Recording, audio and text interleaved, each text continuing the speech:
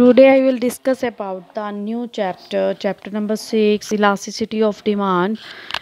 Elasticity of demand, देखिए हमने theory of demand किया था। थ्योरी ऑफ डिमांड में क्या था, जब किसी चीज़ के प्राइस बढ़ जाते हैं तो डिमांड कम होती है, प्राइस कम होते हैं तो डिमांड बढ़ जाती है। तो ऐसे रिलेशन को हमारा रिलेशन था inverse relation.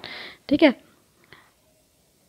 Elasticity of demand में क्या है, कितने परसेंट चेंज आया प्राइस में, अगर कितने परसेंट चेंज आया कि डिमांड में उतने परसेंट चेंज आया, कि प्राइस कितने परसेंट बढ़ी कि डिमांड उतने परसेंट कम हुई, तो परसेंटेज में जो चेंज आता है वो होता है हमारा इलास्टिसिटी ऑफ डिमांड। तो इलास्टिसिटी ऑफ डिमांड की क्या डेफिनेशन होगी, elasticity of demand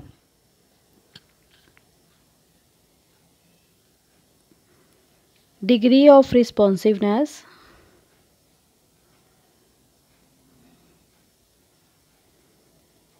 percentage change in quantity over the percentage change in price. Elasticity of demand is denoted by ED और EP। हम इसको ED से भी डिनोट कर सकते हैं और EP से भी डिनोट कर सकते हैं।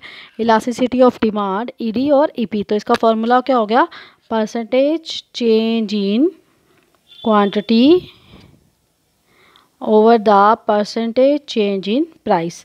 और यहाँ पर हम माइनस लगाते हैं क्योंकि डिमांड हमारी किस पे चलती है, इन्वर्स रिलेशन पे चलती है, मतलब नेगेटिवली स्लोप्ड होती है, इसलिए हम इसके माइनस लगाते हैं फार्मूला में। तो इलास्टिसिटी ऑफ डिमांड का फार्मूला क्या हो गया, ईडी और ईपी का फार्मूला क्या हो गया, minus percentage change in quantity over percentage change in price. ये हमारा इसका फॉर्मूला हो गया किसका, इलास्टिसिटी ऑफ डिमांड का। तो इलास्टिसिटी ऑफ डिमांड क्या होता है, elasticity of demand degree of responsiveness percentage change in quantity over the percentage change in price. ठीक है, इलास्टिसिटी ऑफ डिमांड का एक और फॉर्मूला होता है minus P upon Q, price upon quantity. Quantity को हम ऊपर ले जाए, प्राइस को नीचे, और इसके फॉर्मूले में हम चेंज लगा दे।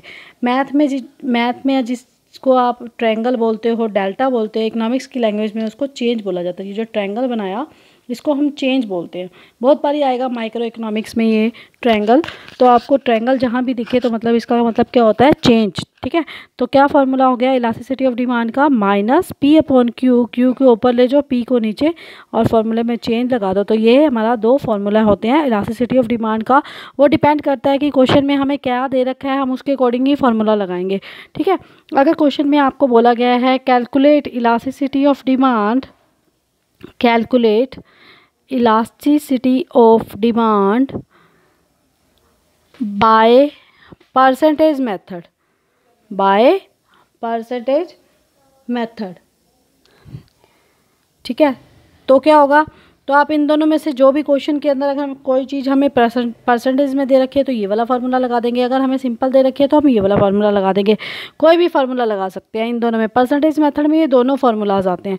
अगर हमें पर्टिकुलर बोला जाए calculate elasticity of demand by proportionate method, elasticity of demand by proportionate method, तो प्रपोर्शनेट मेथड अगर पर्टिकुलर बोल दिया है तो उसकी कंडीशन में आपको यही वाला फार्मूला लगाना पड़ेगा। मतलब परसेंटेज मेथड में आप दोनों में से कोई भी लगा सकते हैं, वो डिपेंड करता है कि उसकी क्या डिमांड है, लेकिन एक प्रपोर्शनेट मेथड अगर उसने बोल दिया तो आपको यही वाला फार्मूला लगाना पड़ेगा। ठीक है, तो हम उसको ऐसे से कन्वर्ट कर देंगे।